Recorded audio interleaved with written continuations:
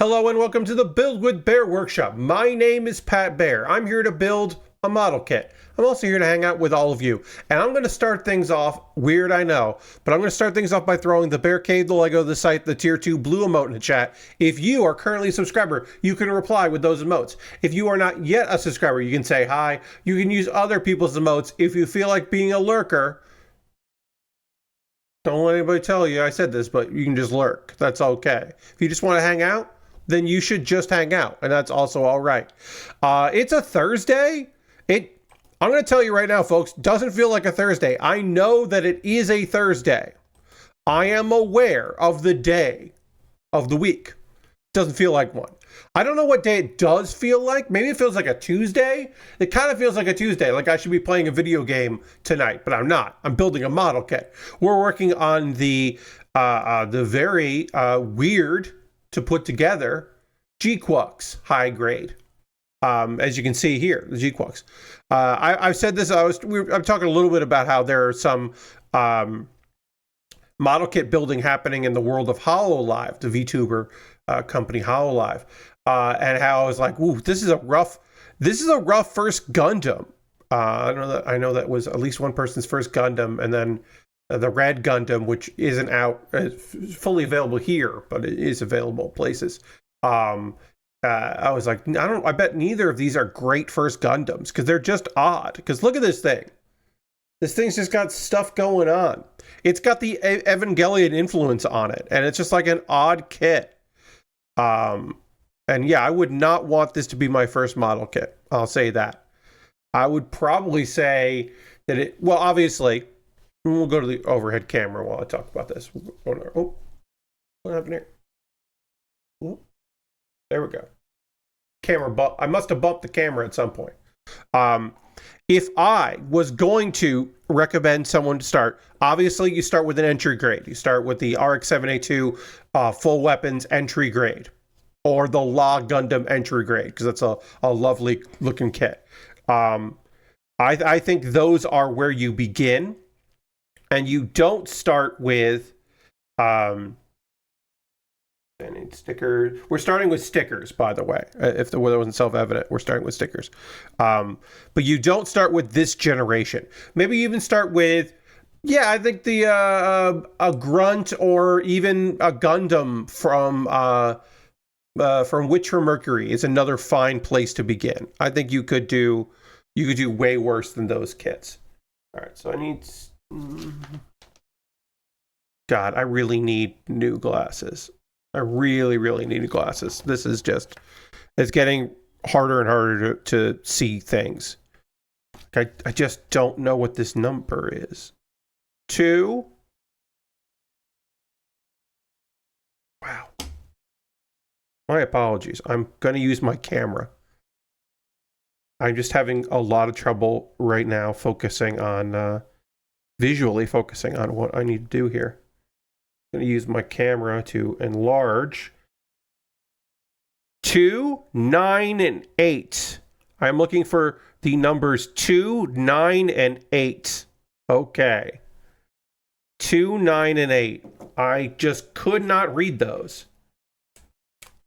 That's 8. That's 2. And that's 9. I just could not read those. I apologize, Adventure Hella, that I do not speak the language. English is the only language I speak, and my apologies for that. I wish that I spoke more than one language, but I do not. I know enough words in a few of them, but not enough to hold a conversation. But yeah, for what I was saying, this is an odd place to start, I would say. If this is going to be the first generation of kits you're building, I would say this is a tough one. All right, so now I need to find the corresponding stickers. This post also brought to you by number 9 and 2. 92 months for Lashbrook. Thank you so much, Lashbrook, for the continued support. Let's throw the Bear Cave Lego site tier 2 blue emote in the chat. If you are currently subscribing, and throw those emotes in the chat. And thank Lashbrook for the continued support. But as I was saying, I would say this is not the best kit to begin your process of if you're going to work on a Gundam. Okay, so That's number 2. Number 2 is there on this side. 8 is on this side. 9 is that one. That makes a lot of sense. Okay. We'll start with 9, and then we'll work on 2. And you can see there's 2 sets of each because we're doing both of them at the same time. We're doing the shoulders here. So we need to pull this sticker off there. And kind of just have to... These stickers are a little strange. Kind of have to bend around the lines here.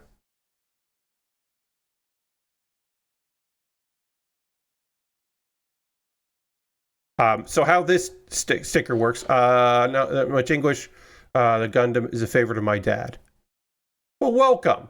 Yeah, my apologies that that English is the only language that I speak, but you're welcome to the channel, and yeah.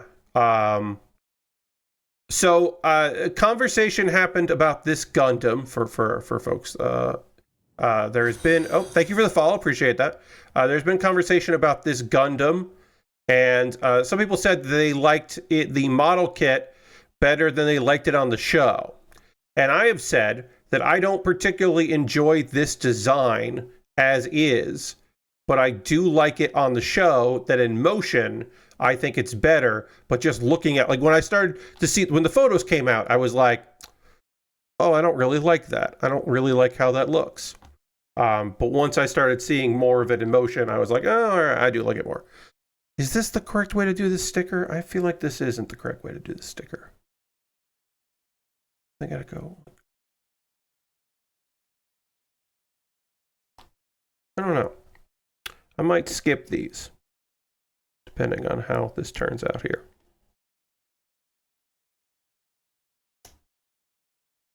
But yeah, I've been thinking about it. Like, as we're building it, I'm like, yeah, I think the 3D representation of this kit is fine because it is an otherworldly thing, but I think it is the Evangelion influence on this kit that makes me less interested in it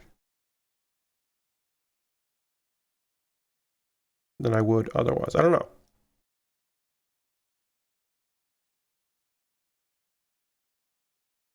Yeah, I think I'm going to skip. Yeah, I think I'm going to skip these stickers. These style stickers. The other stickers, the foil stickers, I think I will continue to apply because I don't have a problem with that. But I think maybe I will do like the stripes on the arm, maybe. But not the forward one. I don't know. Get the front arms, yeah. And then, yeah. All right. So we'll do that. We'll probably skip, I should say, these marking stickers and just do the foil stickers. We did a little bit of them on the, but I'm not particularly keen on them. So we might pick and choose. But I think them not being on the shoulders will be fine. It might be somewhat noticeable, but not super noticeable. Yeah, because I just don't think they look particularly good. I think it's okay for us to say, nah, we're good. We'll look at it.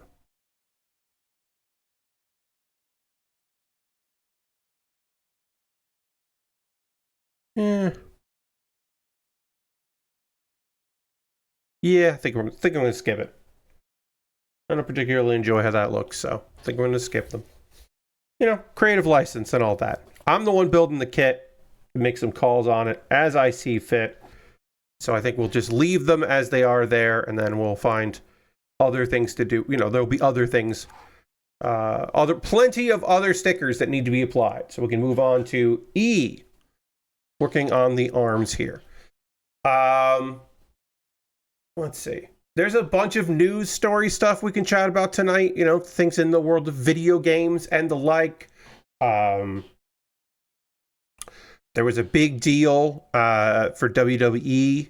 They are partnering with ESPN. ESPN is going to have a streaming service, or has one, and then starting next year, sometime next year, in the United States, if you want to watch the premium live events, which is what they called their pay-per-views, once they stopped, once they had a network, they stopped calling them pay-per-views. If you want to watch a WWE premium live event, you'll be able to watch that on this ESPN service and not on Peacock, which is a blow for Americans that got good deals on Peacock. Like, I spent $20 for a year of Peacock. Now, am I keeping Peacock? Yes, because my mom watches one Law and Order show. Hey, Lord Crashington, there's one Law and Order show that's only on Peacock. So my mom watches that. So that's enough reason to keep Peacock around. And occasionally there are some live events, NBC live events that are on Peacock that are nice to have access to. I think there's going to be like a preseason football game on there. So Lord Crashington, there's one Law and Order show that's only on Peacock. I should be clear on that. I apologize if I wasn't clear. There's one Law and Order show that is not on NBC that is only available through Peacock, and my mom wants to watch that. So it's a reason to keep Peacock. Also, if I was, which I am not, I should make it clear, if I was super gung-ho on the WWE and really feeling it, it might be cheaper than the ESPN service. It would probably be cheaper just to have Netflix and a VPN. And then say I live in like England, let's say, or something like that, to watch the pay-per-views on Netflix, because the rest of the world will still go through Netflix for those things. So it might actually work out better if I was going to keep watching, which, and I've mentioned this here and there, I'm keeping abreast of the WWE, but I'm feeling like I don't need to watch it. There are wrestlers that I like that work there, and I would like to keep abreast of what they're up to and into, but that's generally how I'm feeling right now, is like only that way. It also, part of it is because one of my only really must-watch WWE events is the Royal Rumble. But the Royal Rumble is going to be taking place in Saudi Arabia next year, and I don't watch the Saudi shows because I have an objection to them.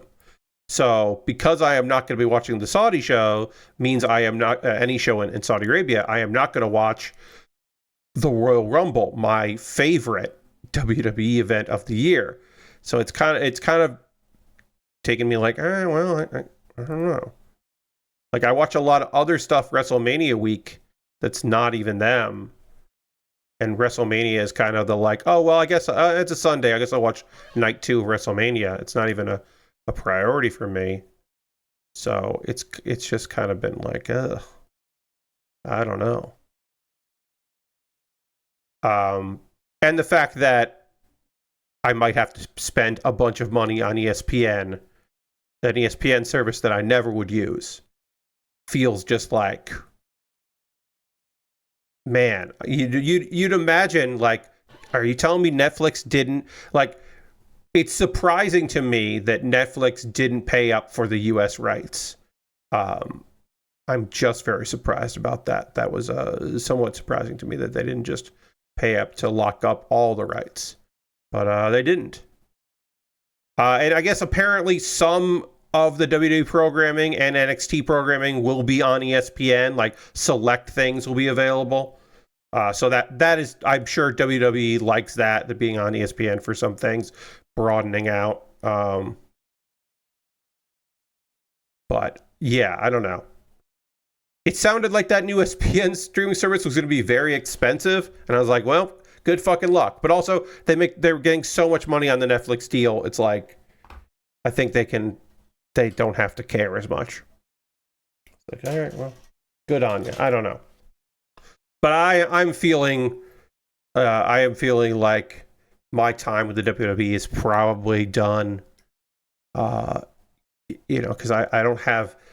I like Survivor Series. I'm not, you know, I'm not like desperate for the next Survivor Series match or you know, to happen. Like I will keep it abreast of what happens there because it is the biggest wrestling promotion in the world. So like as a fan of you know, the sport of it, I like knowing what's going on, but I am not. I cannot necessarily be asked to really care too much about what's going on week to week in that promotion. Oops. Flew out of my hand. A sign of a competent builder. There it is. That's how it goes. A thing that I have to remember is that this kit is weird. In the same way that Iron-Blooded Orphans kits are weird. I mean, different. They're slightly different in their approach about how they're weird, but they are fundamentally just kits that have a strange design element to them. And it's just important to remember that. It's just important to remember, oh yeah, this thing, there are weird choices that got made on this kit. And you just have to remember that. And then you'll be fine. That's kind of my big theory on the GQuuuuuuX and also the other kits that I will eventually build. I do not have in my possession any of those kits, but eventually I will get. At the very least, I'll also build the Red Gundam and probably the G-Fred. I would say those two feel like the ones are most likely to want to build. I don't think I really want to build anything else so far that's been announced. If I look, I can look right now at the go over to Amazon and see if I can find let's see here. Yeah, the Red Gundam and the G-Fred are definitely ones that I'm like looking at, certainly. I'm not super interested in There's one Gelgoog. Okay, Lashbert kind of wants the Gion. Yeah, okay. There's one Gelgoog that looks pretty fucking rad. I think there are two Gelgoogs out there, and one of them looks pretty great. Yeah, the Gion looks all right. I mean, it is a night-themed kit, and as you know, I'm super into that. So, like, I'll probably actually get that one. The Red Gundam I definitely want because it's just wild looking and I really like it. It's got big shoulder weapons. I'm interested in that, of course. And then, yeah, the G-Fred, I certainly... Look, if I'm gonna build another Ava kit, it's gonna be that one. And then Sugi's Gelgoog is the one that's painted like the Easy 8. And I'm like, that's kind of fucking cool. I don't think I want the G cannon. This is the gun cannon, I should say. The gun cannon, that kit bums me out because it only has one cannon. How are you going to make a G cannon or a gun cannon with only one cannon? And the head looks like it's just stapled on there. Doesn't look like it belongs on that kit. It's a mess. If the price is right, I'll pick it up. But I'm not like going out of my way to get that kit. But right now there are like two that I want eventually, and then one that I'll probably three. I guess Lashbrook. Yeah, I guess you're right. I guess the Gion is pretty good. It is a night-themed kit. So I guess there are three of them that I want, and that's pretty good. I'm bummed they're being released so sporadically. Like, the show is over. And it's just taking a long time for them to come out. And I'm a bit bummed by that. You know? It's nice when there are a bunch of kits out there. Because, like, right now, in America anyway, there's only, like, one. Unless you imported from Japan the Red. Because I think the Red is out in Japan. It's like, I don't know. Kind of a bummer. I like it when there's a bunch of kits out there. I understand why there aren't, but I like it. Keeps me from wanting to go and spend too much money on premium Bandai kits. Although this weekend, or for like the last like week or something like that, you could get free shipping on orders because they had like redone their website. So they were like, oh, we'll do a sale. And I was like, I got tempted. I don't know. Money's tight right now, but I was tempted. I did in the mail receive another. The jigsaw puzzle was on sale, okay? So I bought it. The other two puzzles had been bought by somebody else. Somebody bought those. Two different people, I believe, bought those previously.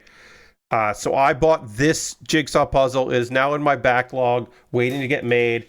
It is the third in the series of Magic the Gathering themed jigsaw puzzles. And I was like, I think, yeah, I want this. So, because it was on sale, I got it for like $4, and it was just like, okay, to you, the viewer, I understand why what I'm about to say doesn't mean anything. What I'm about to say here is not a thing that you care about or should care about. You shouldn't care about this. It should not matter to you. This is only a thing that matters to me on my end, right? And that is a $4 purchase that is going to take me several streams to make is incredible. And again, for you, it's just about the final thing. It's about like, I'm building something, I'm working on something, it's something you're interested in, you like to watch me make it. It's that kind of thing, right? Outside of that, it shouldn't mean anything to you, at all. I'm looking right now. So the Legendary Creatures jigsaw puzzle, that was 1, 2, 3, 4, 5, 6. That was 6 streams. That was sent to me by a viewer, right? So like, cost doesn't really affect that. But let's say that this $4 purchase that I made takes 6 streams. That's fucking unreal and unbelievable. The Artifacts jigsaw puzzle, which was okay. 1, 2, 3, 4, 5, 6. Got 7, 8 streams, and I took a break during one. I built like I took like a break and built like a flower thing just to take a little bit of a break from doing it. That's right. I took a mental break and built a Lego set during it. I forgot about that. And I'm now reminded that I was like very frustrated with that and took a break to do something else. But the second time around, I got better at doing the jigsaw. So it took 6 streams. But let me just tell you, if this next one takes 6 streams for me to assemble and it cost me $4, this model kit, I'm going to look up how much this model kit was because I purchased this one. This model kit cost me,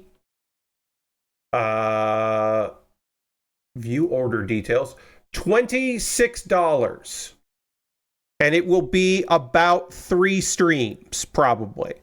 Like 3 streams, maybe 4 streams. So 3 to 4 streams for $26 versus 6 streams for $4. It's unbelievable. And like, again, that has nothing to do with your enjoyment of what I'm doing. And in fact, my numbers could go down because people could say, actually, I don't fucking want to watch Pat build another jigsaw puzzle. So it could negatively affect me. From a business standpoint, the jigsaw puzzle is the best decision I'll ever make as far as financially. And again, that is not taking into account the fact that there might be some people out there who are just like, oh no, he's doing another one of these. I'm out for a while. I'll come back later. You know, it could be. Or that someone tunes in and goes, oh, I don't want to watch Pat do this. It's like that totally is totally feasible that might be a thing. But I kind of got to fucking do it. Last person says, I was just looking to see if any new kits have been announced, and it looks like Gundam Planet has the red Gundam in stock. Oh, nice. Okay. So I tend to look at Amazon for these things, just because the free shipping element of it, and the fact I'm already on the ecosystem, and I can put them on my wish list. So it's, yeah, maybe Amazon's date, you know, it got the date of release may have gotten pushed up because everything is in flux because of, you know, the world that we live in. But it wasn't pushed for Amazon or something. That's totally possible. But yeah, anyway, I don't want to delve too deep into that stuff, but if you're ever wondering why I'm working on something, generally it's because I'm really interested in building it, right? I think it'll be a fun thing to build, or it looked cool, that kind of thing. And then part of it is also, I do have to take numbers in consideration. The Lego 3-in-1s are the best dollar to brick investment in not investment is the wrong word. The Lego 3-in-1s, if you're wondering why I build those, one, I build them because I think they're cute and I like them. But two, another reason why I build them is you build 3 things out of how many 100 pieces you have. That's incredible. That is such a good bang for your buck. That is a reason why I look at those and pick those up to build and put them on my wish list for other people to pick up. It's just financially a really good idea for this kind of thing. I didn't always think about that when I first started streaming and I had a full-time job. It was totally okay for me to buy very expensive model kits or just like whatever I wanted to build, and I never thought about it. The theme of the magic puzzle that I picked up, which one is this one? Hold on. I could physically look at it, or I could just look at the photo I have for. That is Planeswalkers. So every card is a Planeswalker. So I actually should know quite a few of these because those are things that have been around Magic a long time, including when I paid a lot of attention to Magic the Gathering. I don't pay as much attention to Magic the Gathering these days. I like some sets. Like I bought a set of just because I got it cheap, but I bought a set from like Kamigawa like 2 years ago or whatever because I was like, I think those cards are cool. Because Neon Dynasty is fucking cool. If the Final Fantasy sets ever get cheap, Final Fantasy cards, if those ever come down in price because there's a new hotness that people are like gagging for, then I will probably pick up some of those because a lot of those cards look fucking awesome. All right, I need F15, and then I can put a piece on here. All right, we can talk about some stuff here. Red Octane is back. And by back, I mean there's a new company called Red Octane that's happening. The name Red Octane might not mean anything to you. But statistically, if you are watching this on the VOD or you're watching this live, there is a decent chance that you are of an age where you at least understand the name Red Octane. But the brothers Wong, Kai and Charles, who were founders of the original Red Octane, are apparently going to be advisors for this new studio, Red Octane Games. They're going to focus on rhythm games. They've got somebody from Neversoft there, and it's an Embracer group. It's going to be part of Free Mode. The part of Guitar Hero Legacy that Activision Blizzard took and shut down. Yes. Red Octane, if you're unfamiliar with these fine folks, they made DDR mats. They made very good home for the home console and later for the PC, but originally for home console DDR pads. Like industry leaders in good DDR pads. If you wanted to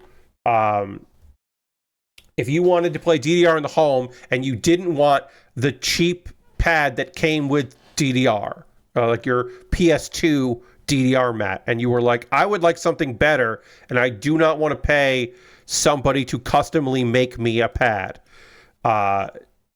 you would go and you would get a Red Octane mat, and they were the fucking best that you could get for a long time. They were the people that licensed Guitar Freaks for the United States, and especially the instruments. And then they're the people that were behind the idea of Guitar Hero, the original Guitar Hero, coming out. And then, groups moved around, shifted. They were never necessarily the developers so much as they were the publishers and the money people. They were the folks that were more interested in the covers instead of getting the licenses for things. And now another Red Octane is going to exist, and they're going to work on rhythm games and also hardware.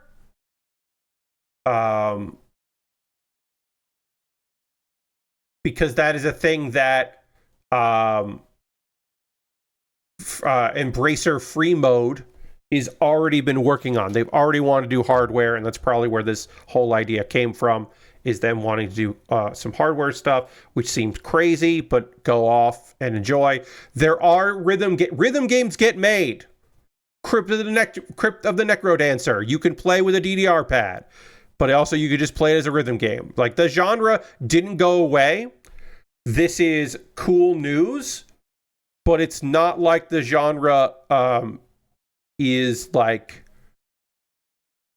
it has been dead or anything like that. But the buying a peripheral to then play a rhythm game is a niche market, to say the fucking least. But there has been evidence that there is interest in that. Who the fuck knows? It could be cool. But certainly rhythm games as a genre still exist. And there are new ones still coming out. We'll see. We'll see how that goes. I'm starting with the good news here, and then we'll get into some of the bad news when it comes to games, because it's good to look at both. In more good news, Digital Foundry has left. A lot of the devs also come from Yarg, which is the Rock Band clone on PC, like Clone Hero. Yes, that's true. So we've talked about being debraced when you leave Embracer Group. We don't have a term for when you leave IGN, and I think it's when you ziff off. When you ziff off and you leave IGN, that is the IGN family, Ziff Davis Corporation. That is a thing to celebrate. So we are celebrating Digital Foundry. Let's see. They've gone indie. They parted ways and will strike out on their own.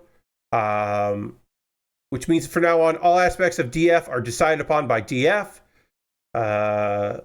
They were founded in the early 2000s, and they had, a deal with Eurogamer for a long time.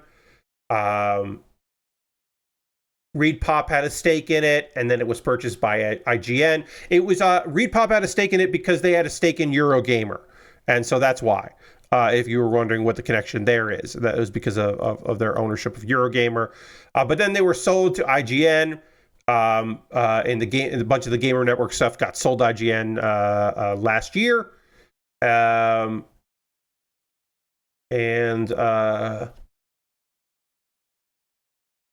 They said, Ledbetter, who's still there, one of the founders, the founder, is still there, Richard Ledbetter.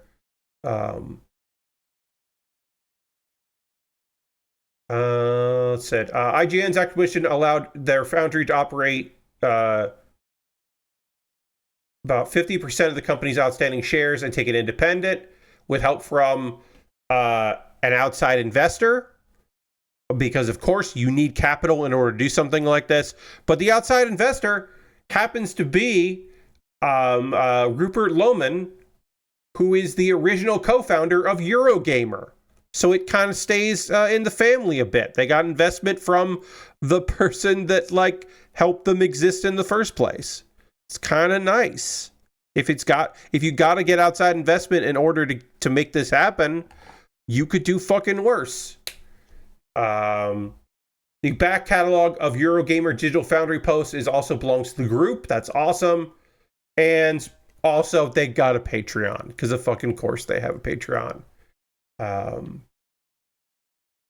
The team is currently, let's see, 1, 2, 3, 4, 5, 6, 7 people. And they're going to have a new site, doubling down on retro and PC gaming analysis.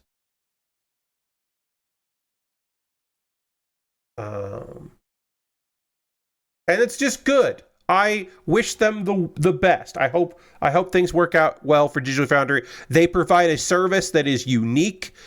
Some other groups have started doing stuff that's similar, but and I know that a lot of their stuff is weaponized in fucking gamer wars, but they still provide a service that I think is really interesting. And they are a trusted name out there. So I wish them well in this nonsense, in the climate of being an independent company in 2025. All right, we finished one arm. Now we're building another arm. I guess we could just put the arm in here. There, I put an arm in. Now we're building t'other arm. And it will be basically just what I just did, only on the other side. So the mirror. But yeah, that was really good news. I was really happy to read that. There are going to be dinosaurs in Microsoft Flight Sim 2024. Because the locations from Jurassic World and Jurassic Park are going to be in the game, and so you'll be able to fly over there. That's on August 5th. The announcement came on August 5th. Jurassic World Archipelago. And they basically are just adding some islands off the coast of Costa Rica, and you can see historic landmarks and prehistoric creatures. Sorry, iconic landmarks and prehistoric creatures. I said that wrong. It's weird. I think this is a very strange thing, but like, oh, who cares? I think it's kind of fun. Look, if you're gonna get fucking weird with it, if you are gonna get weird with Flight Sim, you could do way worse than this kind of weird. This is at least fun weird, and so I'm here for it, and I'm interested to see whatever the fuck that means. Whatever this is, I think that's kind of fun. There'll be T-Rexes and Velociraptors and Stegosaurus and more to come, I guess.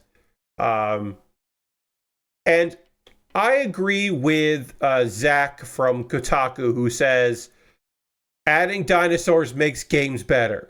And yes, I agree with that sentiment. I think if you are looking to improve your video game, a way to do that I think is pretty rad is to make sure that there are dinosaurs in your video game. It's just good. Now let's get into the bad news. Let's get to some bad news. If you're wondering, Pat, why aren't you talking about the games at the Nintendo's Indie Direct? It's because I haven't watched any of the trailers or the Direct. I did not have time today. That is going to happen on Saturday. On Saturday, I will devote a good portion of our stream to talking about that because I will have had time to watch it. But since I did not have time to watch it, I cannot comment on it. Other than I've heard that some people really hate the announcer for it. But I have not seen it. But I will, and I'll talk about it on Saturday. But now, as I said, some bad news in the world of video games, because when these things happen, we do want to talk about them, so I will talk about them now. Demerge Studios, who worked on 2K and Marvel Snap. They are laying off staff here. They are owned by Embracer. Unfortunately, they're Embracer. They do a lot of service for Hearthstone. They also were a support studio for Hearthstone, apparently, which I did not realize. It looks like 6 developers that we know of, and possibly more. These are like UI, UX people, an executive producer. Apparently, they're working on. They were hiring up as of last month for an action game. But maybe that ended. We don't know.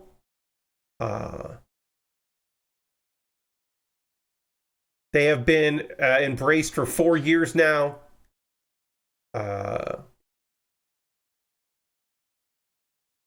And there has been, no official word. This is based on LinkedIn, which is unfortunately when you hear about layoffs, it is because lots of reporters in the games industry space pay attention to LinkedIn.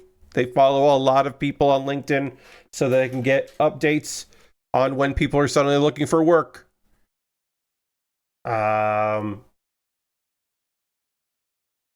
Contraband is an Xbox exclusive game that, by all accounts, seems to be postponed indefinitely, which is the nice way of saying that shit got canned. This was going to be exclusive, got revealed first in 2021.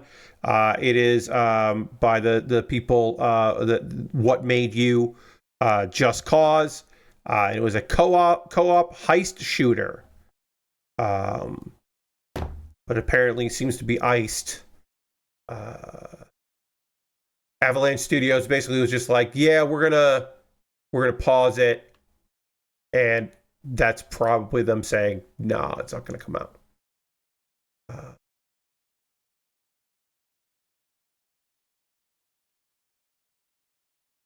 They were still working on it, but it sounds like probably it's a symptom of or a complication due to the larger issues with Microsoft laying off people and reducing contracts and all this kind of stuff like that. That maybe it got canceled. We don't know. We're still not 100% sure because it doesn't seem like it's definitely done, but it's probably done. And that will, I'm sure, lead to layoffs if you suddenly don't have a game. Speaking of layoffs, Ziff Davis. We talked about how Digital Foundry has been de-ziffed. They ziffed off.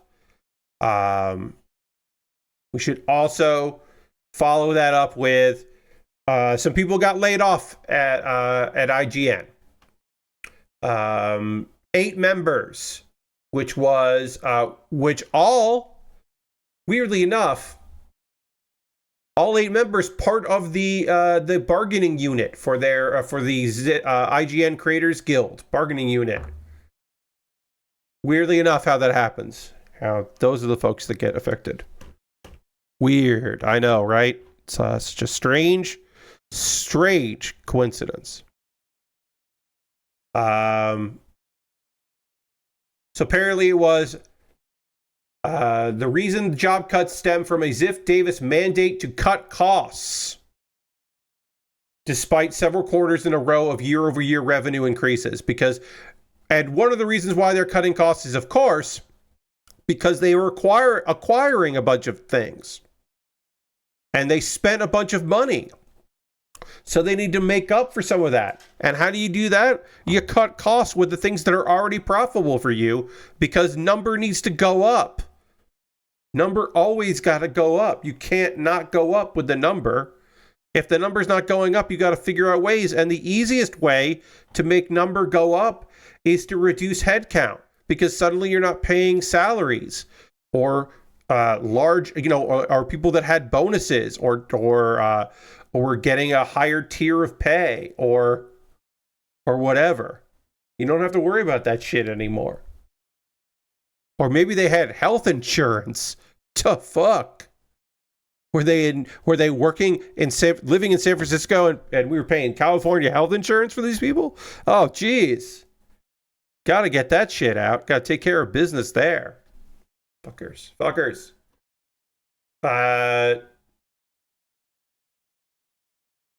Let's see, amid those are a video editor, a senior features editor, a gaming editorial events manager, and entertainment reviews editor, Eric Adams. And this is just like immediately after Ziff Davis is going to Ziff Davis things. Indeed, Lord Crashington. They always will. They always will. That it is their way.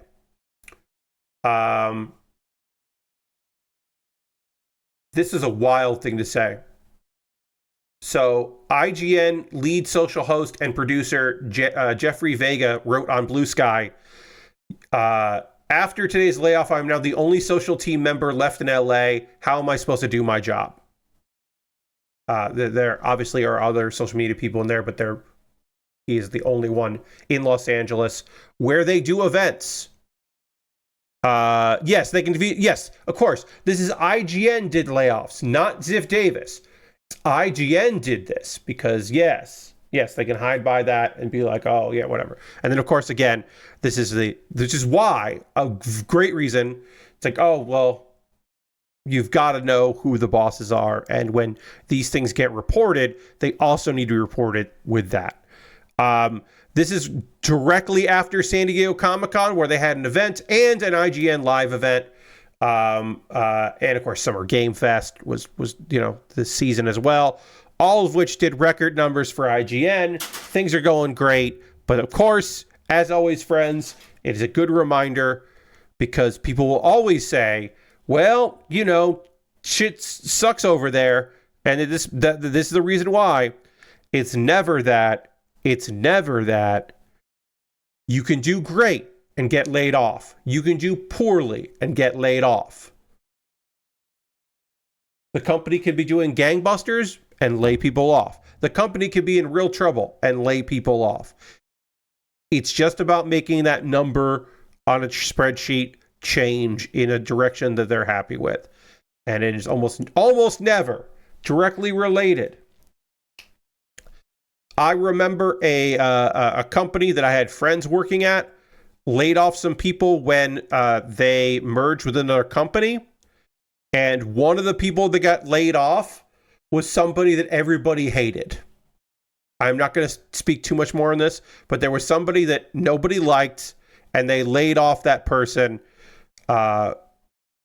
because they had to lay off a certain amount of people because they had, quote unquote, too many people in the company. And so they made sure that they laid off a guy that they did not enjoy.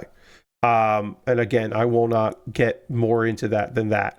But I always, to me, I was like, that is the only example I've ever come across of that, where it was directly related to somebody being an asshole. And they were like, we're getting rid of this person. That is my only experience I've ever heard of that happening. Generally, it has nothing to do with performance or likability or work ethic or how good you are at your job. It is never any of that stuff. It is always just well, realistically, who can we get rid of? Oh, and also more than that. Whatever your realistic number is, add 3 more. Figure it out. That's your job, somehow. It's just fucking ridiculous.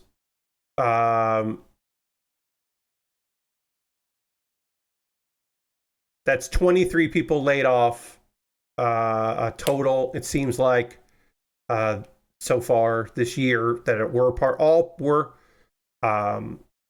the bargaining unit.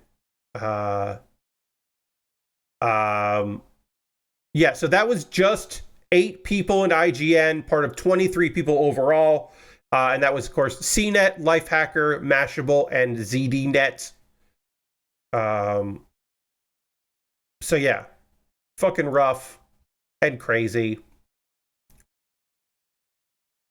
My condolences to people that have lost work there.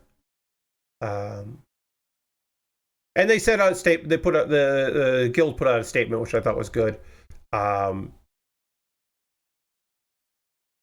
Behind the articles, videos, social posts, playlists, and maps of IGN are human beings, not just numbers on a spreadsheet to be pushed around when some number at the top isn't big enough. Without us, there is no IGN.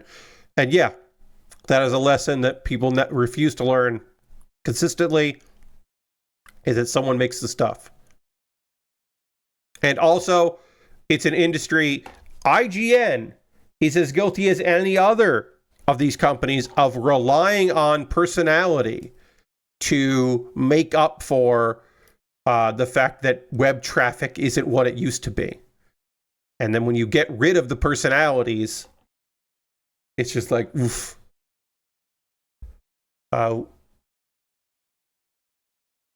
Would be weird to do it while they're doing well. Lord Crashington, they are doing well. That's the point. It doesn't matter if they're doing well or not, because they could always be doing better. And the easiest way to be doing better is to lay people off. IGN, as a website, this year has been phenomenal for them. There was a console release.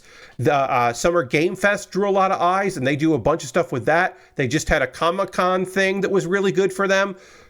IGN is doing well. But Ziff just acquired a bunch of other websites.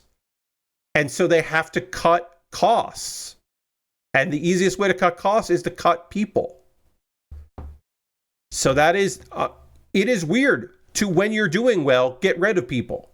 And to get rid of people who are good.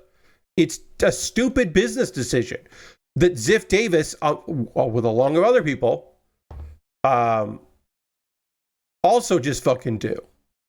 It's not just them, but it is also them. They're just like, yeah, we're just going to get rid of stuff that works. Oh, these people are good? Whatever, who cares? We'll hire other people cheaper to do the work, and it'll be just as good. And if it isn't, well, we actually don't really care if it is or not. Because the belief is that the brand is strong enough to survive an exodus. Yes. It's just fucking awful. Continues to be awful. Firestoke. Firestoke is an indie publisher. They're shutting down. They published Falling Out and Haunty, among other things. And they are looking to secure a new home for portfolio titles. They ran out of runway despite being, quote unquote, on a path towards profitability. They just were trying and seems like ran out of time to keep going, which is a fucking shame.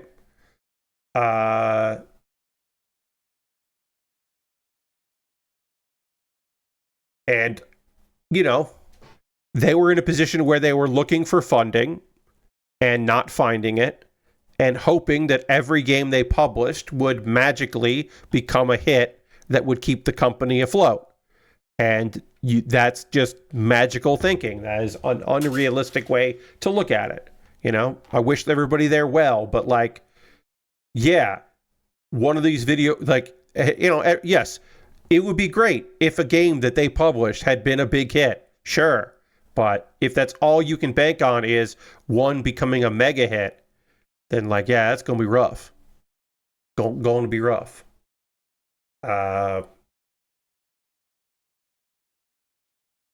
This is an Edinburgh-based indie publisher, and they've been around for 4 years. Immediate focus is upon securing a new home for our portfolio and the development studios behind these games. That is progressing well, and hopefully there'll be news to share very soon. So yeah, they're basically like, hey, we're going to try to find you a new, these folks a new home so they can hopefully get more support for the games that are either already out or games that were coming out. So I wish them all well, but it's a fucking nightmare out there to get this stuff done.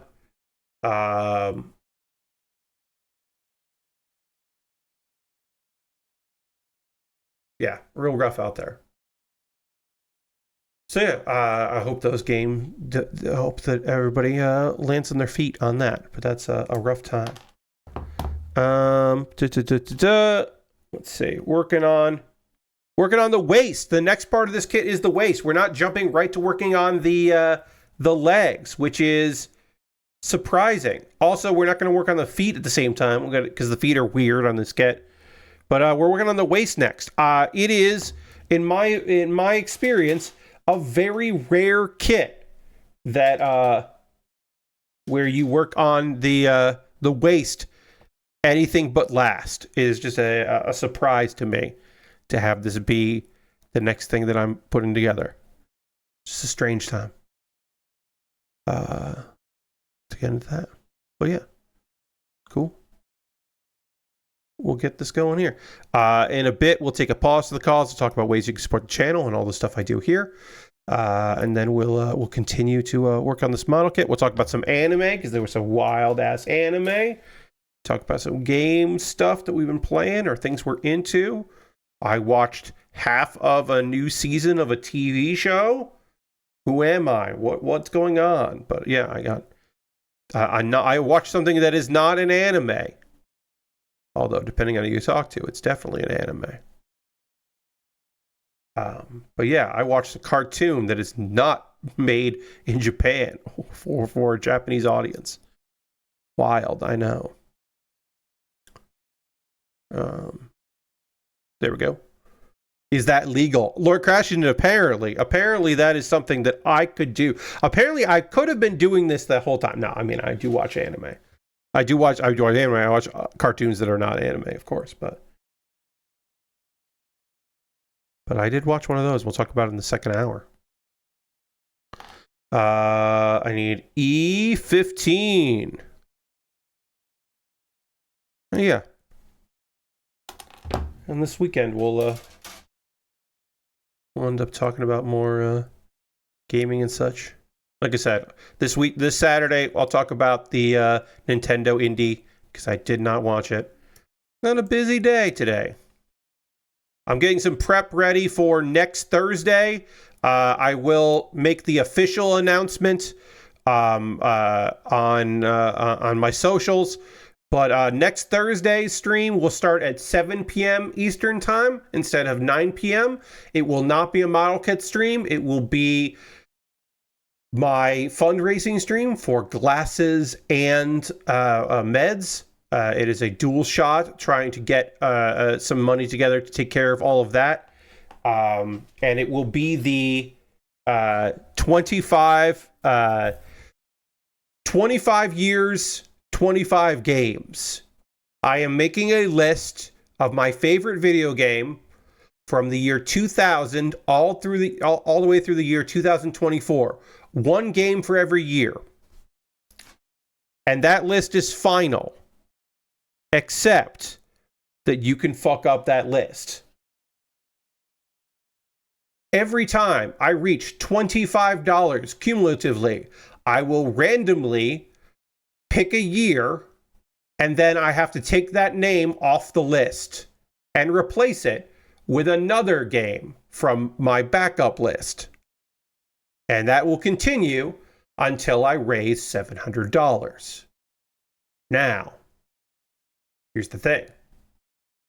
You could also donate, $5 or $10 and help go along. But you also could you could also donate $25 yourself, and then you can pick a year. So you can say, oh, you donated $5, cool, we're going to figure that out, that's fun, that's great, we'll go there. Or you could donate $25, and you could say 2010. And then I have to take Fallout New Vegas off my list and replace it. Let me see. I can bring this up here. I've got my spreadsheet.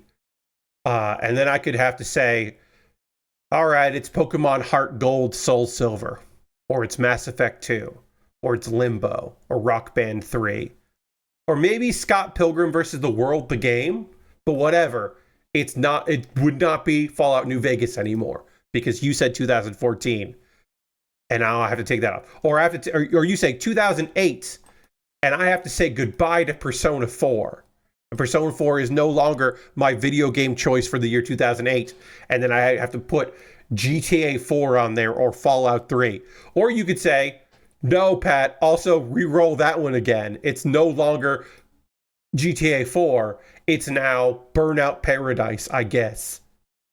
Or Rock Band 2 or Left 4 Dead or something. You get to say, no, Pat, your favorite game of 2001 is not Halo Combat Evolved. Even though it definitely is. It's definitely my favorite game from 2001. It won't be my favorite game for 2001 anymore. Because you helped me get glasses and an eye exam, new glasses, and medications. So that's a thing I'm doing next Thursday, a week from today. And I will probably have to do more than one of these because I'm trying to collect quite a bit of money. But I will have more information of that. Tomorrow I will be posting the flyer image for that with the explanation of what it is. And also I will be doing other things during that stream because I can't just sit and wait around for money to come in. But I'll be doing things that I can pause. I might play some Hearthstone. I might play some Nubby's Number Factory. I'll be doing some stuff, and then when necessary, pausing what I'm doing and going back into the list. And people will be able to donate ahead of time. So we'll start with me showing you what the list is, and then updating it based on how much money I have. You know, it's like, oh, well, we got $150 here. So that means I have to change 8 numbers on this with a random number generator. And then, okay, we'll do that. And then, all right, well, now I got to do, I got to change 2022 because somebody donated $25 and said that Power Wash Simulator is not my favorite game from 2022. And then also I will give the certain small caveats, not caveats, explanations. And those small explanations are, I'm talking about United States release dates, North America release dates. So like some games, like Pokemon games, did not have worldwide release dates. So I'm going off US dates. But then also, I'm talking about full releases like Power Wash Simulator. I say 2022 because that's when it actually was released fully and not early access. So those are the two things that I'm looking at there. US releases and that. But like, making this list has been really fun because I'm picking 10 games for each year because I think that's the most interesting way to do it. Not that I think that any year I'll go through all 10, but I want to have as much as possible. And then also I think releasing that will be interesting sometime to be like, here's the spreadsheet of all of the games it could have been.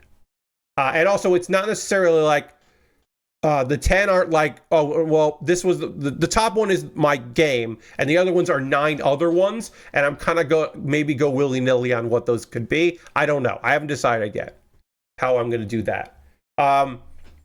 Real briefly, I'm going to talk about ways that you can support what I'm doing now, which is model kit building and conversation. If you are currently a subscriber to the Baer Workshop, you can throw the Bear Cave, the Lego, the Scythe, the Tier 2 blue emote in the chat. Being a subscriber is the easiest way to support what I do here financially through cash money or your Prime Gaming token. Lashbrook resubbed with Prime today. Hey, Ash, welcome. If you want to be like Lashbrook, if you have Amazon Prime link with your Twitch, you can do that. Yes, cash money is also my favorite kind of money. I like cash money. I think credit is fine. And of course,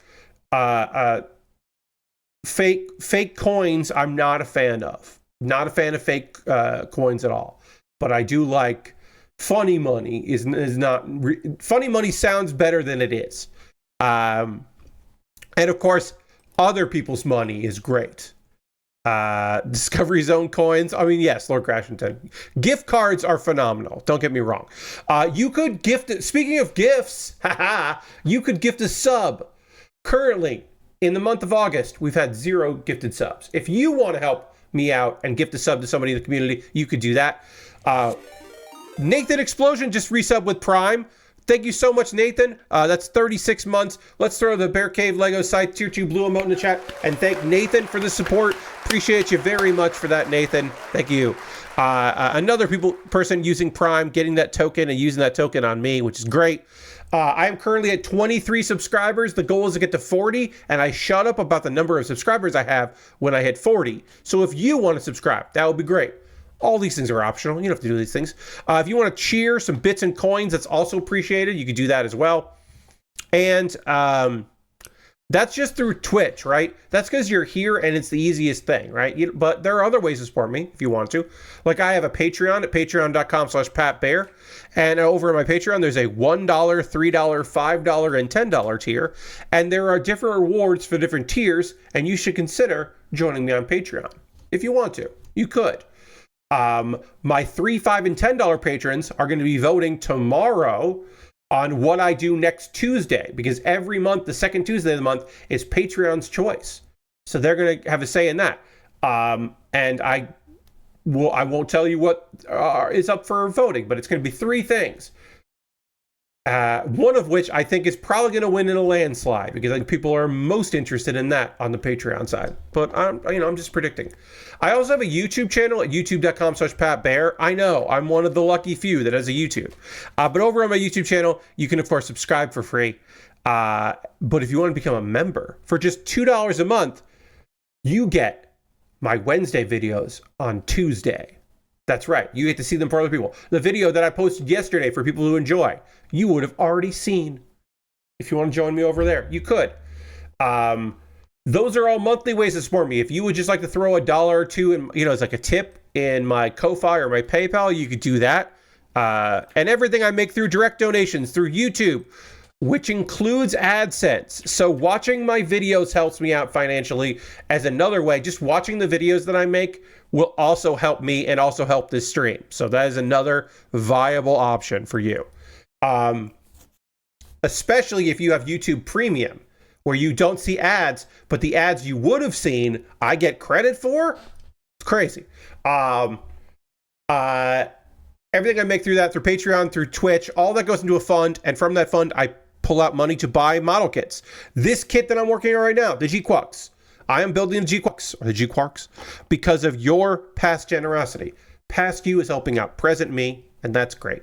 And if you want to help out future me, well, you could support me in any of those ways. Or you could be like the person, I don't know who did this, but somebody bought the sushi, 1-to-1 scale sushi model kit. Somebody bought that. I'm going to build that in the future.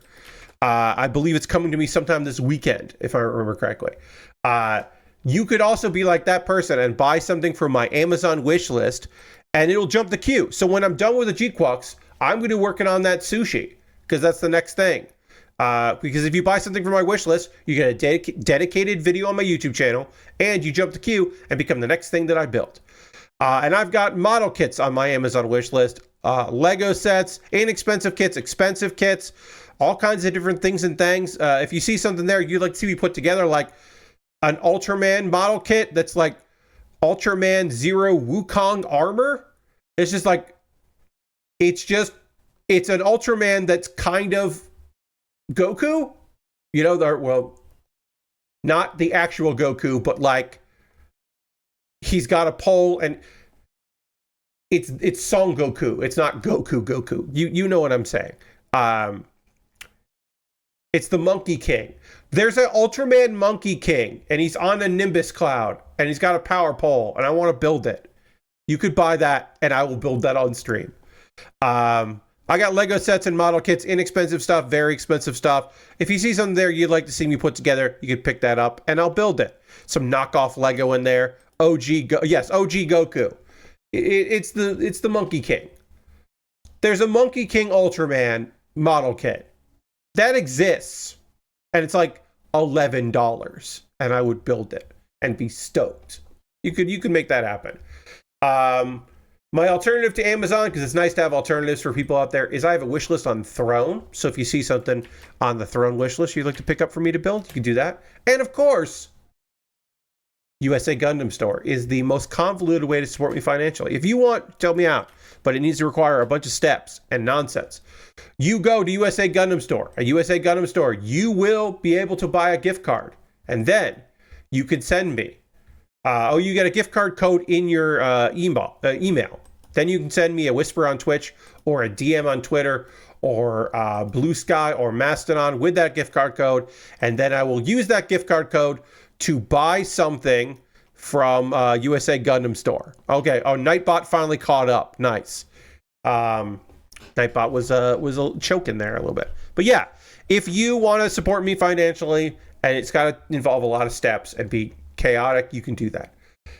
I also have a Discord, and you can just join the Discord. If you just want to support me and not spend any money, join my Discord. It's a nice place. We'd love to have you over there. You could also, like I said, watch some of my videos because that will help me out. Throne is really nice for getting stuff from many different sites. A friend got me a Mimikyu plushie through them recently. Nice, yeah. It's just nice. Look, nobody has ever used Throne for me, which is fine because they don't really have a lot of model kits on there. But it's nice to have an alternative to Amazon because some people just don't want to use it. And if I had a local store, if I had a better wish list provider, like I would not use Amazon. But unfortunately, that is realistically just an easy way for people to be able to buy things for me to build. So we do it. We go with easiness sometimes, which sucks. But if you want to support me just by watching the things that I make, you could do that. You can go and watch this episode of Pat Baer's Anime Club, where I talk about some shows that I recommend for this current anime season, which is like, you'd be benefiting me and also maybe yourself because you might find an anime that I recommend that you go, wait, I like this anime. Holy shit, Pat. You recommended a thing that I like. I'm going to check this out because I've heard a couple people say City, but this is pushing me over the edge to go watch City because that show sounds cool as hell. Thanks, Pat. And I'll say, you're welcome. And I will say that. You can think it, and I might even be able to hear you. I might be able to hear your thoughts if they're positive. Also, you could watch this episode of Kuma Baer, which is my weekly anime recommendation series. Every month there's a different theme. The theme for this month is Chillest of Chill. It is about the slice of lives, the silly shows that are just so enjoyable. And I talked about Do It Yourself, which is somebody left a comment today, which I love this comment, being like, no one's ever talked about this show besides me.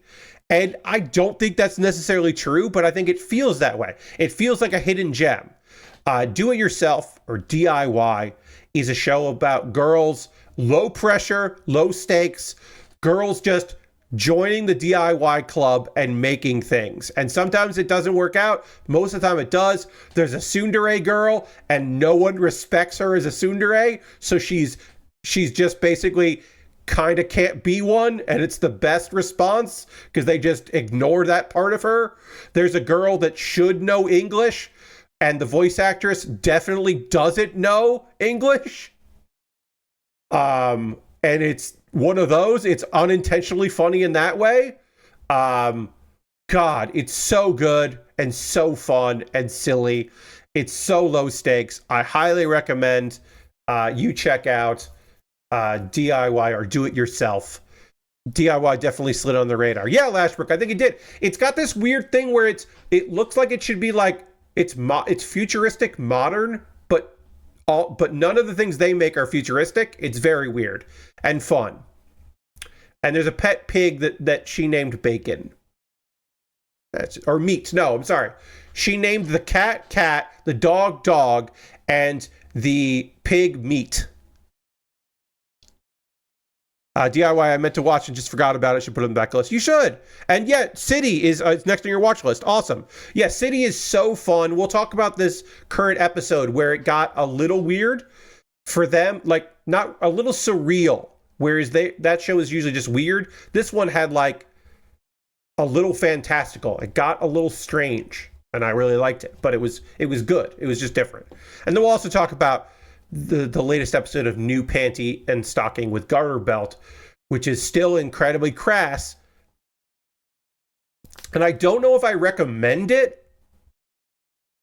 There's so many caveats to new Panty and Stocking with Garterbelt.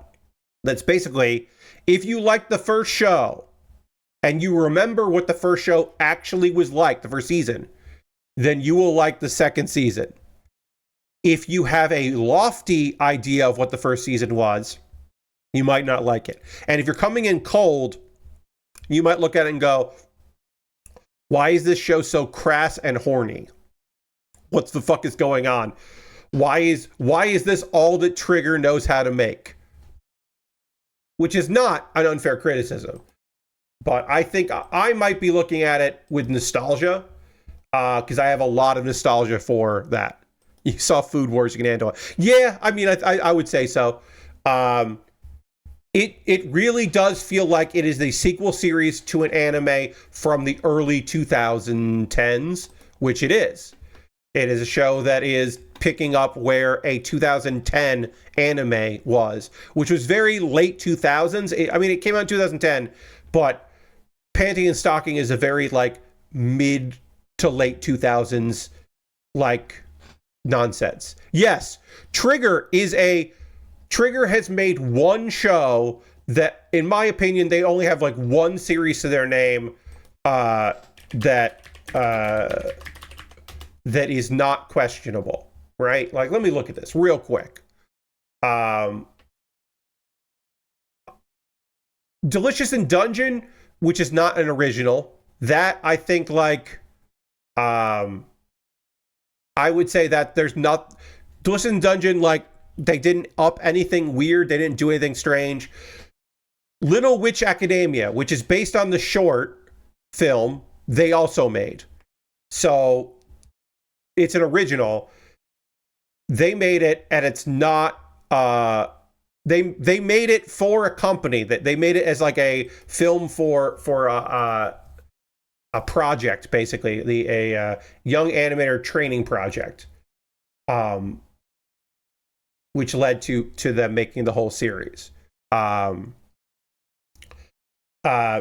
that is not fucked in a way that some of the other stuff that they made is. Like Kill la Kill is a mess. It is a mess. But and questionable. That's under the questionable. When supernatural battles become commonplace, which is based on a light novel. Space Patrol Luluco, yeah. Kisniver, yeah. Little Witch Academia, just fucking cool and cute. And then Darling in the Frax.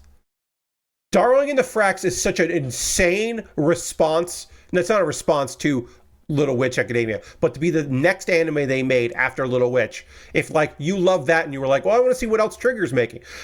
Trigger made Darling in the Frax and SSSS Gridman in the same year. And that's fucking crazy. Really crazy. And then 2 years later, they made Brand New Animal, which is like pretty good. BNA is pretty fucking good. Anyway, I need to drink some water, and then I'm going to talk to you about anime that is recent. And to do that, I'm going to dramatically transition to the overhead camera, keep working on this model kit. I got to apply stickers, apparently. That's fun. But we'll do all of that in just a moment, like right now.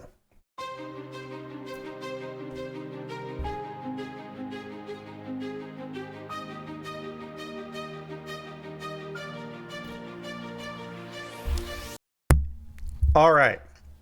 So at the end of the last episode of City, a plot point happened.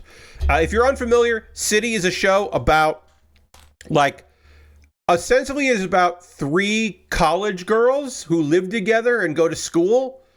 But really, oh, no problem. Go get some sleep. Thanks for being here, Ash. Appreciate you. Always fun when you can stop in. Thank you. City is essentially about 3 girls that go to college and kind of hang out and live together. But really, the entire show is the city is the characters. which I know is a fucking bullshit nonsense thing to say, but it's really true. All right, I need to figure out what stickers I need here. So I got to look at this, and I got to see, because my eyes are being bad today. Stickers 13 and 12. Oh, is it these stickers, 13 and 12? Okay, which ones are those? All right, we'll see if I like how this looks. I'm going to skip this. I'm skipping the red stickers unless I really want to put them on. That makes my life a lot easier, and I just don't really actually like how they look, so we're going to skip. So the end of the last episode, like, shit was going down, and it was actually kind of surprising, because this show doesn't necessarily have a central plot, where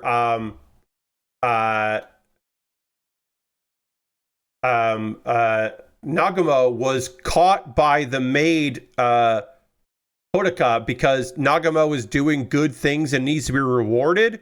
So Nagamo got kidnapped, so Nagamo gets escorted to the mansion and is held captive at the Hospitality Towers waiting room because she needs to be rewarded. So she's just basically like being held there for an undisclosed amount of time. But then she finds Lee Hito is also there, and they're like, we got to get the fuck out of here. They don't say that, but that is implied that they want to escape. And then later they meet, Wako is also there, and there is no good explanation for why that's happening. And so a big chunk of this episode is them trying to escape by like passing various trials. Like, trials and tribulations are presented to them that they must overcome. And if they overcome these trials and tribulations, then they finally get to leave. And it's like I said, it's light. It doesn't feel like they're not going. This is not a traumatic event for them, but it is just like a weird set of circumstances. Because they're basically like, instead of like climbing a tower, they're descending the tower because they're trying to get to the bottom of this big tower building to get out of there. There's still a chase about the pendant that's still being kind of found out, and finds out that the pendant has actually been taken by Matsuri and Echan, who are the couple, the friends that have dramatic monologues against each other. That is the continuing gag of theirs, which is very fun to me. Nikura tries to take the pendant, but she can't, and then Mimiko escapes again. And then Nikura calls Nagamo and just be like, hey, what's going on? What's happening? And then finds out about the tower and runs there to go assist. And there are a bunch of other people, some characters we've seen before, some characters I don't think we've seen before are all there around the towers. Nagamo's group passes the final trial, and they go outside, and the end of the trial was there's a party happening, and now they're here at the party. The two girls, main girls, meet with the third girl, Nikura, who remarks that she did not find the pendant. That was her big thing, was she was trying to get this pendant. And then apparently Mimineko, who had the pendant, delivers it to an antique shop, and the owner puts it up for sale. And apparently Nikura's pendant all this time had a picture of Nagamo in it. And that's fucking cute as hell. That's cute and adorable, and we love that. All right, they don't say to put the waist on. I'm imagining that do they want the legs to go on there? They want the legs to go on the waist first. And then there, I'm still going to do it. I don't care. I'm still going to put the waist on here. There. This kit's really coming together. And now I am working on the right leg. And the right leg does have a sticker that is one of these stickers, the red stickers, so I don't think I'm going to apply it. I'm annoyed because they did plastic for this sticker, but they're not doing it for that. I don't know, maybe I'll apply it. Maybe I'll see how it looks, and I'll apply it there. I still have these stickers, so I could put them on later, but so far, I have not really wanted to. Anyway, the end credits of the scene depict an ancestor of Tanabe sharing tales of compassion with the citizens of the city, and that is how the hospitality towers got formed, is that Tanabe's ancestor shared humanity with people, and that's why they formed the towers, which is very weird. Is a very strange end to the episode. Like I said, City is generally a series where every episode a bunch of fucking shit happens, because it's based on a manga where every chapter is several stories, small stories. This was like an A plot and a B plot, and that is very rare for this show, and I didn't dislike it. A criticism of this show has been that nothing seems like it matters, which I think is fine, because it's the show. It's just a show that is an avenue for, it's just a way to have gags happen. But if that's been a criticism, this episode might change your mind, because more stuff is happening. And it was fun.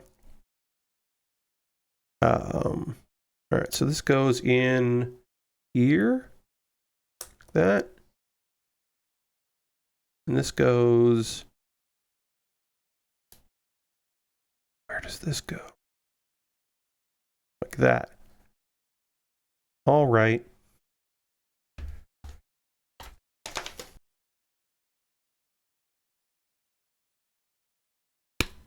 Check. Okay. My mic got a little wonky there for a second. This is like the 9th time I'll say this on this stream alone. A thing to remember about this kit is it's just fucking weird. This is a thing that is always good to remember. E14 and E12. So meanwhile, over on Panty and Stocking with Garterbelt, the first story was the shortest of the three, which usually it's the third story. Excuse me. If there are 3 stories, usually the third story is the one that is the weirdest. But in this case, it's the first story. So, as you may remember, these are fallen angels and also booted out devil sisters who all work together, and they're trying to get enough points and coins and stuff to go back to their respective kingdoms. So that is a thing that they're constantly dealing with, and generally they earn credits by defeating ghosts who have become too powerful and are fucking up the world that they live in, Dayton City. In this case, there is a ghost of a relentless sushi chef. So this sushi chef is just causing mayhem and lots of problems. But it's a ghost of a sushi chef. And they are causing hurricanes to attack the city. And this is Scanty's time to shine. Scanty is just trying to use the bathroom and keeps getting so fucking pissed off because the hurricanes keep fucking with it that Scanty refuses to use the bathroom in front of people, which is of course fucking reasonable. We get that, we understand. Let Scanty do their business. So she produces because she's a demon. She's the anti-panty. She's a demon. She produces a supercell, which is like a real messed up storm, which I could not remember the name of, but I was glad that they eventually were like, oh yeah, it's a storm. She creates a big supercell because she really needs to use the bathroom. She's got to take a dump, and she's so fucking pissed off about what's happening here that she summons a big supercell which destroys the ghost, and then she can take care of business in peace. So that's the first story in this episode. Again, like I said, I love having more episodes of Panty and Stocking. I understand if that is not great for people. Chuggin says, "Yo, fellow Gumpler, welcome. Hello. Yeah, building Gumpla. You just had your GQuuuuuuX coming too. Nice. Yeah, I'm liking it. I'm not loving a thing that I literally just said it here, and is a good thing to remember is that this kit is weird because it's based on a weird looking mobile suit because of the Evangelion inspiration. That it is a thing to remember, just like I kind of compare it to how the mobile suits from Iron Blooded Orphans, the Gundams from IBO, are supposed to be, instead of humanoid, they're supposed to be demonic. So they're like hunched over at the waist. Okay. And so like that, if you're unused to it, you're currently building the Vidar. Yeah. And the Vidar is a good example of that. The Vidar has a hunched waist because it's got that Gundam body to it. So like that's the thing I have to keep reminding myself as I build this kit is like, oh, this is just a weird kit. It's just like, I'm like, why does the leg look like this? Why is this how the leg looks? I don't know. That's just the design they made. They're just, yes, some of these kits are inspired by old Gundams, but they're also inspired by Evangelion, and some of them are just weird as heck. It's like, yeah, all right. Good way to know. We were talking about the 5th episode of New Panty and Stocking with Garterbelt, which is the 2nd season after 15 years. The 2nd season of Panty and Stocking, which is just such a fucking strange thing that's back, but it is. The second story is Garterbelt. This is a reoccurring thing where various characters in the show, they're supposed to eradicate ghosts that are vengeful ghosts and causing trouble, and a lot of times they end up adopting those ghosts. In this case, Garterbelt finds a ghost that is a ghost of a abandoned turtle. It was a pet turtle, and then that ghost ends up possessing Garterbelt and turning him into a big kaiju-sized monster. And then there are a bunch of clones, and suddenly for the second time this season, we have real big ass giant what do you call it? Giant monsters, kaiju-sized monsters in the show. Again, the second time this show is at that. Okay, so this needs to go again. I'm like, why is this built like this? But it is. It's fine. This goes here, and then that goes in there.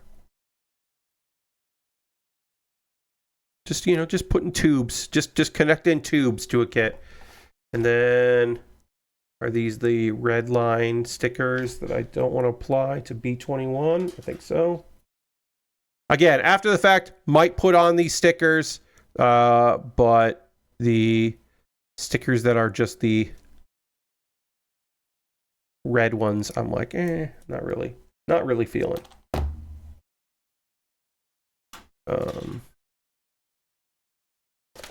Just double check here real quick. Yes, okay, so the ones with the circle are the sticker note, that's the marking sticker. The ones with circles are marking stickers. That's that one, yeah, and then the square is these stickers. So I will apply these stickers. Okay, so then eventually the sisters destroy the ghost, and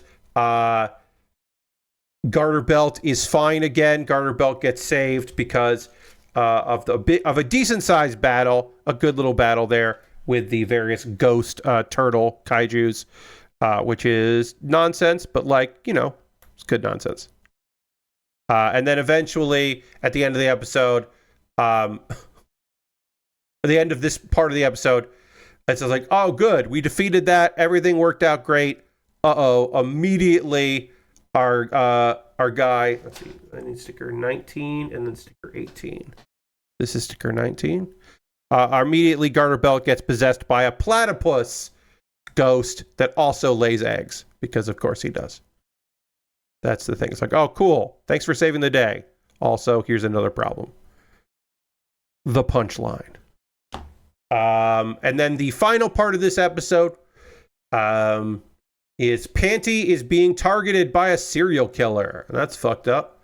And this killer is going after blondes who are also apparently promiscuous. So that is a thing that this particular serial killer is after.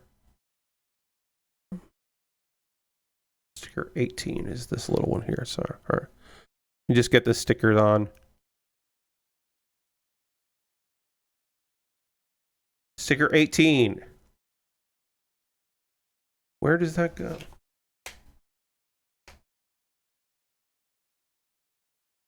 Oh, there it goes.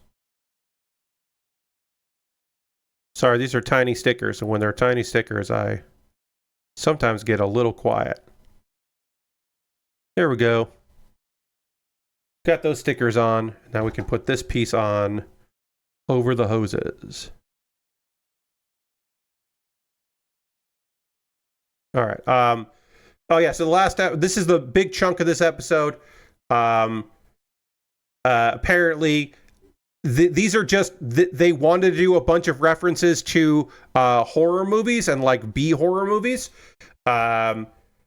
And then apparently, so Brief dresses up like Panty to throw off the killer, which is a good bit of business. And then Brief gets attacked by the ghost that they think is the culprit. But apparently, this ghost hasn't been killing people. They've been setting up fake murders this whole time. So this has just been a scam. And apparently, this was all of the work of a retired Hollywood screen queen living in the city, who was just being... so apparently, this ghost was doing all this because of her resentment. Built-in resentment was leading this all to happen because she just resented being typecast as this kind of actress. And then the ghost was responding to that by faking all of these murders. And then, so you would think, okay, so we need to get this woman to kind of understand her role, or in this case, Brief does a defense of B movies and how they are important and like and how good they are, and they're good for the genre, and you know, without them you wouldn't have people breaking out of those kind of movies and kind of roles. And you'd think that this would cause the actress to go, you're right, I've been so foolish. But in reality, the ghost is like, actually, you know what? You're right. These movies are cool. And then the ghost kills the actress with an axe, and then the ghost passes on. So I guess it all worked out in the end. Very stupid. Very dumb way for this thing to end. I'm not opposed to it. It was good and dumb. All right, so I need... And that was the episode. Like I said, it's just unbelievably crass. I totally understand. If you are like, Pat, I do not know why you like this show. I am not interested in this one. I totally understand it. If this is not your jam, I get it. This is definitely not for everybody. I just have a lot of nostalgia for the original series, and I appreciate that this show is just like continuing to be completely and utterly fucked, and I just respect it. I respect what it's trying to do. That it is just 15 years later, they're just making more of the show, and they're not trying to do something else with it. And I guess I respect that. I don't know. And it looks great. I think it looks phenomenal. Hello, welcome, Master Builder. But yeah, those are my thoughts. Continuing to watch Panty and Stocking with Garterbelt is that, damn, this show is just fucked up, but in a way that I really appreciate and enjoy. And it might not be for everybody, but it's definitely for me. Now is the part of the stream where I want to hear from you. What are you watching right now? What are you playing? What are you up to? What are you into? I always love hearing from people about what kind of games they're playing, or if they're reading anything or watching anything, checking out any anime, building anything. Let me know in the chat what you're up to. And while I give you time to write those things down, I will tell you that me, your friend Pat, I played Nubby's Number Factory on Tuesday on stream. Check out my, I posted this short on my YouTube, but it's also on Blue Sky. If you want to see the thing I was trying to set up on stream that I really couldn't on Tuesday, which is how to go infinite and basically break the game. Although they say break the game when you do it. And I did do that today. And so I recorded it and then posted a clip. And so you can see about the combination of various things that make an infinite loop, which is very silly and nonsense. And yeah, that game continues to rule. I continue to play Hearthstone and Nubby's Number Factory basically every day. They are my daily games. And eventually I'll probably get sick of Nubby, although the next update for Nubby's Number Factory is going to have cosmetic items. And you can, of course, with those cosmetic items, make Nubby look different. Apparently, there's a top hat you can put on the ball Nubby, and I'm very excited about that top hat. That's very silly in a way that I can get behind. Let's see. Master Build Gunpla is working on the HG Astray Red Dragon. Nice. That's a great kit. I mean, the red Astrays are all real good. All the you know what? All the Astrays are good. Even the blue Astray, I think, is a good kit. All those Astrays are great. And I like mobile suits that have swords. And a lot of these Astrays have swords. And then Swedish Bud says, I'm building my own growth and development. Hell yeah. Personal growth is important. So good on you. I have watched half of the new King of the Hill. And I have been trying to figure out, I think, character-wise, storyline-wise, I think they did a good job of aging these characters up. I think it's fun and funny. I think sometimes Peggy and Hank feel a little bit like caricatures of themselves, but they're also older. And so they are not exactly the same characters they were previously, and I don't think that's a bad thing. I think aging up Bobby is cool. Again, I've only watched half the episodes. Something has been in my craw, and I couldn't really think of, like, it's different from the original show in its presentation. And I am aware, you do not have to tell me, I am aware that that show went from cells to digital over the course of the year, and the last few seasons of the original were digital. They had gone from cells to a hybrid method to all digital ink, and this is all obviously all digital, and they wouldn't be able to do it for cell. It just wouldn't financially make any sense. But the way the characters move, I am not particularly sold on the rigging. I think that there's something about the rigging that I'm not fully behind. And my opinion on this may change as I watch more of the episodes. My opinion is certainly could change. There could be something that makes me think, actually, I'm used to this. Could be over time.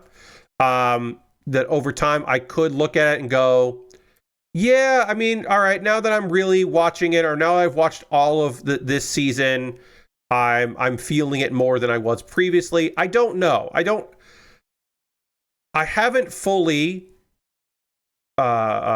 figured out my complete and total thoughts on the look of it. I think the characterization is on point. I think the age up was great. Like I said, there's a lot to like about this, but I think that some moments in motion are such that I am left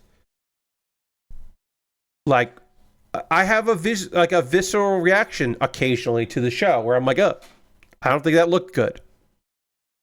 And I am not, again, I am not nostalgic for the cell shading, how it used to look and how it used to animate, because I recognize it didn't keep that way for its entire run. Like, it changed over time. So I'm not trying to live in the past and say, oh, it was definitely better before, because also it never looked incredible because it was not the most expensive show. Like, the budget wise, it wasn't like the priciest animated show of all time or anything like that. I think it kind of looked messy for a lot of it.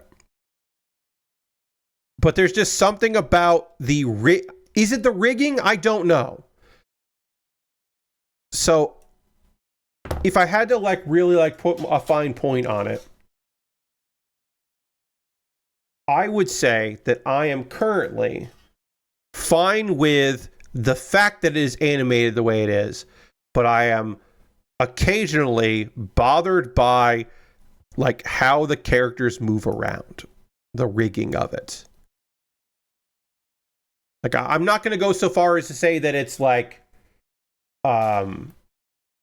they're skipping frames or something or anything like that. There's just something about it that's a little off-putting. And I haven't been able to quite figure it out, but the closest I can say is that it feels off to me. I don't know. And again, I have not finished it. Maybe it just gets better as it goes, and by the end of it, I'll just be so used to it that I won't even notice. I don't know.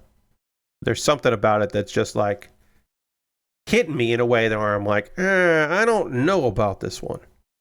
I don't know. I wish I could express myself clearer and cleaner in this. So I apologize that I have not been able to fully explain my thoughts here. All right, so when we start this kit on Saturday, we are going to start by this. It's going to have some stickers on it. Although these are all circle stickers, so those are just the red line stickers. But we're going to start on this here. Put in a marker there so I know we're starting with that. Because we are just about done with our stream tonight. We have not panel lined this leg, which is okay. We'll get to that on Saturday as well. But we did build the arms and we built the waist. So we did get a bunch of this done. We have the alt head still. And we got almost a whole leg done. Pretty good. Which does, now that I'm looking at it, pretty cool looking. Pretty cool. Lashbrook is taking a pause from building fin funnels for the new Gundam. Played some of that Heretic and Hexen remaster today, and Heretic multiplayer is way more chaotic than I expected. Hell yeah. Yeah, I watched Danny's video. It's very cool. And then Lord Crash says, might be best to finish the season to have more complete opinion. I feel like it gets better with each episode. Yeah, I mean, as I was watching it, I was like, I want to watch another one. So I'm going to finish it. I don't think I'm going to be done by Saturday because I've got stuff going on this weekend. But when I finish it, I will talk more about it and I will have my full thoughts on the new King of the Hill. Now, what's going to happen now is that I am going to raid. We're going to end this stream, but the party doesn't stop just because I'm not going to keep talking. We are going to go find someone doing cool stuff and go hang out with them because we always end with a raid. And we want to keep the good vibes going. Let's see who is streaming right now. I think they're going to be done soon. It's probably a weird thing to. Let's see. How long have they been going? It's a little late for my friend here, so. Oh yeah, they've been going for 5 hours. They're probably done, almost done. We are gonna go raid P2. We haven't raid P2 in a hot minute. P2 is my friend, and they are currently playing. They got a sponsorship here, so they're playing the Midnight Walk, which I don't know anything about. other than this is a sponsor stream, so we'll learn about the Midnight Walk. And we'll also hang out with P2, who is lovely, and their community is fabulous. So feel free to come along on this raid. It'll be fun. We'll learn something and edutainment. And then come back on Saturday at 9 p.m. Eastern as I continue to work on this model kit. And I'm going to talk about the Nintendo Indie thing that I didn't get a chance to watch yet. And we'll talk about video games and anime and wrestling and all kinds of things and things. Thank you all so much for being here. I hope you have a great rest of your night. And I'll see you in the next one. Goodbye, everybody. Goodbye, goodbye, goodbye, goodbye, goodbye, goodbye.